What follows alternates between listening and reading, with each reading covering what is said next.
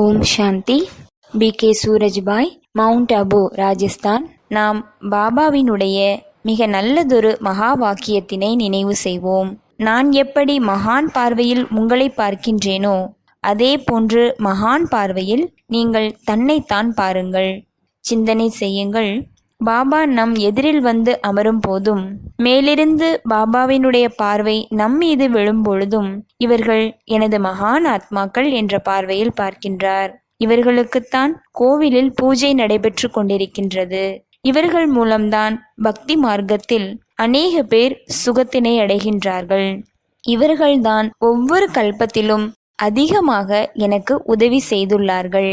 இவர்களைத்தான் நான் வரதானங்கள் மற்றும் சக்திகளினால் நிறைத்திருந்தேன். எனது கண்ணின் மணிகள் இவர்களே. எனது அன்பிற்கு பாத்திரமானவர்களும் இவர்கள்தான். எனது அதிகாரி குழந்தைகள் இவர்கள். 2 யுகங்களாக என்னால் படைக்கப்பட்ட ஸ்வர்க்கத்தினை கவனித்து கொண்டார்கள் என்ற உயர்ந்த பார்வையுடன் நம்மை பார்க்கின்றார். நாம் தனது மகான் தன்மைகளை, ஈஸ்வரிய பிராப்திகளை, தனக்கு இந்த வாழ்க்கையில் என்னவெல்லாம் கிடைத்தது என்பதனை நினைவு செய்வோம். இதை சிந்தனை செய்தாலே மனமானது எல்லையற்ற ஆனந்தத்தில் நிறைந்துவிடும். நாம் இந்த ஸ்வமானில் நிலைத்திருப்பதினால் உண்மையிலேயே நம்மிடமிருந்து அபிமானம் போய்விடும். மேலும் நம்மிடம் மரியாதையானது நிழல் போன்று பின்தொடர்ந்து வந்து கொண்டே இருக்கும். நமக்கு வரக்கூடிய எதிர்ப்புகளும் அழிந்துவிடும். பந்தனத்தில் இருக்கக்கூடியவர்கள், குடும்பத்தில் தனக்கு விரோதிகள் இருக்கின்றார்கள் என நினைப்பவர்கள் ஒரு வாரத்திற்கு 2-3 சிரேஷ்ட சொமானை தேர்ந்தெடுத்து அதில் நிலைத்திருக்கக்கூடிய பயிற்சி செய்யலாம். பிறகு இதற்கான மிக நல்ல அனுபவத்தையும் அதனுடைய தாக்கத்தையும் அனுபவம் செய்யலாம். இந்த சொமானுடைய பயிற்சியானது நமது சூட்சும அபிமானத்தை அழித்து விடுகின்றது. சொமானுடைய பயிற்சி செய்தும் தனது சூட்சும அபிமானத்தை உணர்ந்து கொள்ளாதவர்கள் தனது அபிமானத்திலேயே மாட்டிக்கொண்டுள்ளார்கள்.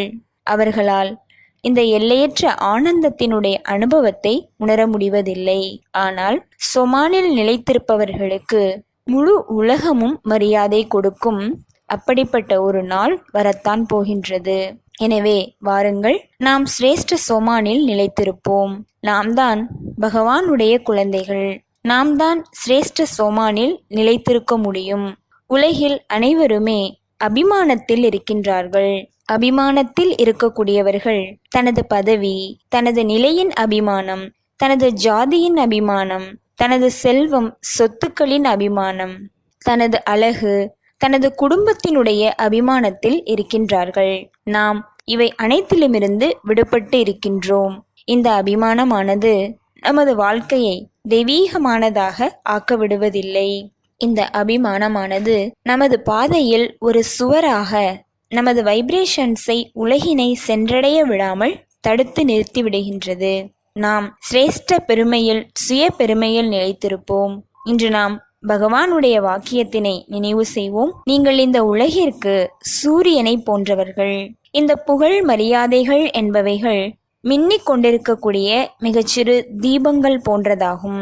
உங்கள் மூலமாகத்தான் உலகமே பிரகாசம் அடைகின்றது.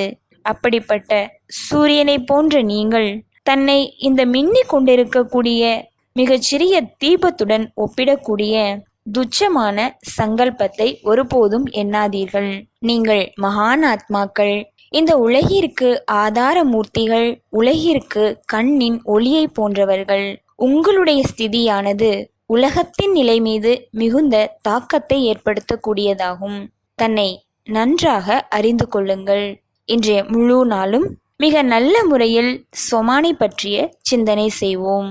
நான் மாஸ்டர் ஞான சூரியனாக இருக்கின்றேன்.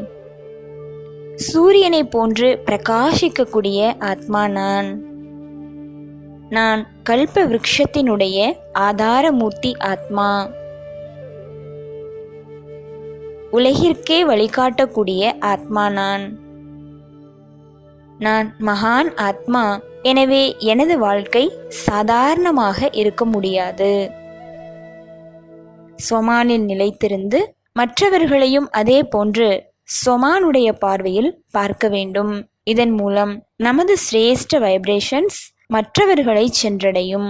அவர்களுக்கும் நன்மை ஏற்படும். அவர்களும் சிரேஷ்ட ஸ்திதியினை பிராப்தியாக அடைவார்கள். அதன் கூடவே ஞான சூரியன் என் எதிரில் இருக்கின்றார். அவரது தேஜஸ்வி கிரணங்கள் என் மீது விழுந்து கொண்டே இருக்கின்றது என்ற பயிற்சியும் செய்வோம். ஓம் சாந்தி.